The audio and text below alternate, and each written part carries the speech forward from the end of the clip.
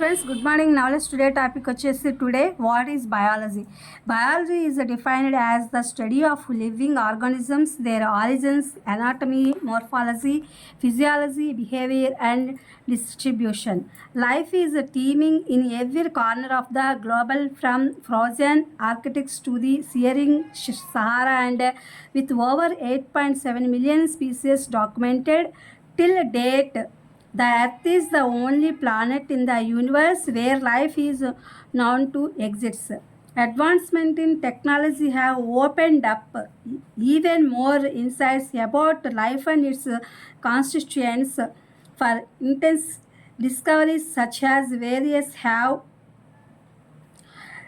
scrutinized traditional definitions and pushed scientists to look at life from a whole new perspective.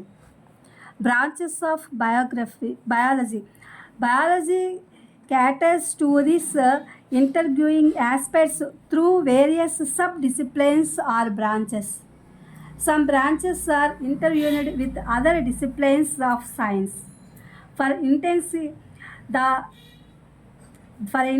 theoretical biology is a branch of biology that encompasses mathematical models to investigate certain principles that affect life. Quantum biology deals with biological processes that are quantum mechanical in nature, such as the conversion of energy into more usable forms. Other branches of biology are as follows: divisions of biology: anatomy, biology, botany, ecology, genetics, immunology, microbiology, physiology, zoology. These are the divisions of biology. ఇది English version. అసలు మన biology అంటే ఏంటి, దానిలో ఉన్నటువంటి branches అంటే ఏంటి, divisions ఏమున్నాయి అనేది తెలుసుకుందాము. తెలుగు వెర్షన్లో చూద్దాం. జీవశాస్త్రం అంటే ఏమిటి? జీవశాస్త్రం అంటే జీవుల్ని అధ్యయనం చేసేటటువంటి వాటిని దాన్ని జీవశాస్త్రం అంటారు. వాటి మూలము శరీర నిర్మాణ శాస్త్రము, పద నిర్మాణము, శరీర ధర్మశాస్త్రము, ప్రవర్తన మరియు పంపిణీ, వీటన్నిటిని గురించి చెప్పేదే జీవశాస్త్రం అన్నమాట. ఘనీభవించిన ఆర్కిటిక్స్ నుండి మండుతున్న సహారా వరకు అంటే ప్రపంచంలోని ప్రతి మూలలోనూ జీవం నిండి ఉంది. మరియు నేటి వరకు 8.7 మిలియన్ పైగా జాతులు నమోదు చేయబడ్డాయి. విశ్వంలో జీవం ఉన్నట్లు తెలిసిన ఏకైక గ్రహము భూమి మాత్రమే. సాంకేతిక పరిజ్ఞానంతో పురోగతి జీవితం మరియు దాని భాగాల గురించి మరింత అంతర్దృష్టుల్ని తెరిచింది. ఉదాహరణకు వైరస్ల వంటి ఆవిష్కరణలను సాంప్రదాయ నిర్వచనాలను పరిశీలించి శాస్త్రవేత్తలు జీవితాన్ని పూర్తిగా కొత్త దృక్కోణం నుండి చూడడానికి ఇది ప్రేరేపించిందనమాట.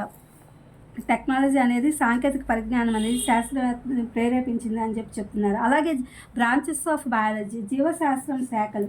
జీవశాస్త్రం వివిధ ఉప విభాగాలు లేదా శాఖల ద్వారా ఈ ఆసక్తికరమైన అంశాలను అందిస్తోంది. అదేంటంటే కొన్ని అంశాలు సైన్స్లో ఇతర విభాగాలతో ముడిపడి ఉన్నాయి. ఉదాహరణకి సైద్ధాంతిక జీవశాస్త్రము అనేది జీవశాస్త్రంలో ఒక విభాగం. ఇది జీవితాన్ని ప్రభావితం చేసే కొన్ని సూత్రాలను పరిశోధించడానికి గణిత నమూనాలను కలిగి ఉంటుందన్నమాట. ప్రతిదానికి కూడా మ్యాథమెటికల్, ఏ సబ్జెక్ట్కి వెళ్ళినా సరే మనకి మ్యాథమెటికల్ థియరీతో ముడిపడి ఉంటాయి. అంటే ఆ సబ్జెక్ట్ పరిధిలో సంబంధించినంత వరకు ఎంతవరకు ఆ మ్యాథమెటికల్ థియరీ ఉంటుందో అది దాంతో గణితంతో ముడిపడి ఉంది, గణిత నమూనాలతో అని చెప్తున్నారనమాట. క్వాంటం బయాలజీ క్వాంటం యాంత్రిక స్వభావం కలిగినటువంటి జీవ ప్రక్రియలతో వ్యవహరిస్తుంది. శక్తిని మరింత ఉపయోగపడే రూపాల్లోకి మార్చడం వంటివి జీవశాస్త్రంలోని ఇతర శాఖలు ఈ క్రింది విధంగా ఉన్నాయి. అది డివిజన్స్ ఆఫ్ బయాలజీ. అనాటమీ, అలాగే బయోటెక్నాలజీ, వృక్షశాస్త్రము, జీవావరణ శాస్త్రము, జన్యు శాస్త్రము, జెనెటిక్స్ అంటే జన్యు శాస్త్రము, ఇమ్యూనాలజీ, అలాగే సూక్ష్మ జీవశాస్త్రము అంటే మైక్రోబయాలజీ అంటే సూక్ష్మ జీవశాస్త్రము. నెక్స్ట్ వచ్చేసి ఫిజియాలజీ అంటే శరీర ధర్మశాస్త్రము, తర్వాత జువాలజీ, ఇవన్నీ కూడా జంతు శాస్త్రము. ఇవి ఫ్రెండ్స్ మనకి డివిజన్స్ ఆఫ్ బ్రాంచ్ కానీ బ్రాంచెస్ ఆఫ్ బయాలజీ గురించి కానీ వాట్ ఈస్ బయాలజీ, ఇవన్నీ తెలుగు ఇంగ్లీష్ వెర్షన్.